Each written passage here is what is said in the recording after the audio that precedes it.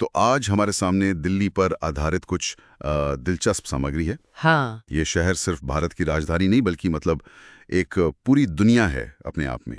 इतिहास, विरोधाभास और अनगिनत कहानियों से भरा हुआ है। बिल्कुल। हमारा मकसद है इस सामग्री के जरिए दिल्ली के दिल को समझना, इसकी उन परतों को खोलना जिनका जिक्र बार बार किया गया है। सही कहा। और सबसे पहली चीज जो मतलब उभर कर आती है वो है दिल्ली का 7 शहरों का शहर होना। हाँ, ये तो सुना है। ये महज एक कहावत नहीं है।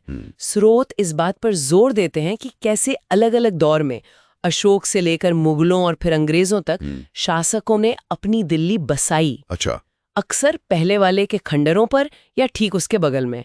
तो आज जब हम दिल्ली में घूमते हैं तो हम सचमुच इतिहास की कई परतों से गुजर रहे होते हैं। अरे वाह, ये कमाल की बात है। मतलब इतिहास यहाँ सिर्फ किताबों या इमारतों में बंद नहीं है। नहीं। स्रोत इसे एक जीवित संग्रहालय कहते हैं, जो मुझे बहुत सही लगता है। बिल्कुल। हाँ। आप कुतुब मीनार की बुलंदी देखें, हुमायूं के मकबरे की नक्काशी या फिर इंडिया गेट की भव्यता, ये सब बीते वक्त की कहानियां सुनाते हैं। पर बात सिर्फ स्मारकों की नहीं है, है ना? नहीं, बिल्कुल नहीं। असल में तो इतिहास यहाँ की हवा में है, गलियों में है, लोगों की जिंदगी में रचा बसा है। यही बात इसे एक जीवित संग्रहालय बनाती है। ये एहसास दिलाता है कि अतीत यहाँ मरा नहीं है, बल्कि वर्तमान के साथ कदम से कदम मिलाकर चल रहा है। सही। और यही हमें दिल्ली के एक और दिलचस्प पहलू पर लाता है, पुरानी और नई दिल्ली का विरोधाभास। हाँ, ये फर्क तो बहुत साफ दिखता है। एक तरफ पुरानी दिल्ली है, चांदनी चौक की वो भीड़ भरी गलियां जहां हवा में बिरयानी और कबाब की महक घुली रहती है, जामा मस्जिद से आती आजान की गूंज। क्या बात है। रिक्शों का शोर, मसालों की तीखी खुशबू, इंद्रियों के लिए जैसे एक तूफान। स्रोत इसे बहुत संवेदी अनुभव बताते हैं। बिल्कुल। और दूसरी तरफ है लुटियंस की नई दिल्ली। चौड़ी साफ सुथरी सड़कें, बड़े बड़े बंगले, दूतावास, संसद भवन। बिल्कुल अलग। करीने से सजे बागीचे, एक पूरी तरह से अलग दुनिया। लेकिन दिलचस्प बात यह है, जैसा स्रोत बताते हैं, कि दिल्ली इन दोनों को एक साथ समेटे हुए है। अच्छा। ये कोई या तो ये या वो वाली स्थिति नहीं है। प्राचीन और अति आधुनिक का ये सह अस्तित्व ही दिल्ली की खासियत है। हाँ, ये बात तो है। आपको नुक्कड़ पर चाय पीते लोग भी मिलेंगे और कुछ ही दूर शानदार लग्जरी कैफे भी। और दिल्ली की बात हो और खाने का जिक्र ना हो, ये तो नामुमकिन है। हो ही नहीं सकता। स्रोत में खास तौर पर कुछ चीजों का जिक्र है, जैसे पराठे वाली गली का अलग अलग तरह के पराठे, हाँ। मोती महल का वो मशहूर बटर चिकन और करोल बाग की ठंडी ठंडी कुल्फी। सुनते मुंह में पानी आ जाता है। सही कहा। और ये सिर्फ स्वाद की बात नहीं है, ये यहाँ की संस्कृति का अहम हिस्सा है।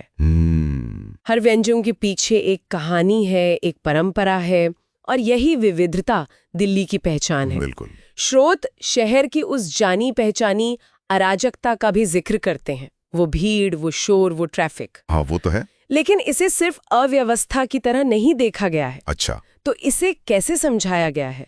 क्योंकि बाहर से आने वालों को तो ये अक्सर मतलब थोड़ा भारी पड़ सकता है। हाँ, पड़ सकता है। स्रोत इसे एक लय, एक अनूठी ताल की तरह देखते हैं।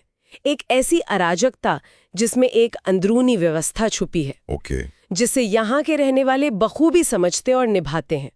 ये शहर कई भाषाओं, संस्कृतियों और परंपराओं का संगम है। सही। और ये सब मिलकर दिल्ली की उस धड़कन को बनाते हैं जो थोड़ी तेज जरूर है पर है बड़ी जीवंत। यानी अराजकता भी दिल्ली के अनुभव का एक हिस्सा है एक तरह से। बिल्कुल। तो कुल मिलाकर स्रोत यही बताते हैं कि दिल्ली सिर्फ घूमने फिरने की जगह नहीं बल्कि एक पूरा अनुभव है। एक अनुभव को, यहाँ तक कि उसकी अराजकता को भी। हाँ। ये सब मिलकर ही दिल्ली को वो बनाते हैं जो वो है। तो हमने देखा कि दिल्ली इतिहास की अनगिनत परतों, पुराने और नए के दिलचस्प विरोधाभास, एक बेहद लजीज और विविध भोजन संस्कृति और एक अनूठी अराजक लय वाला शहर है। हाँ।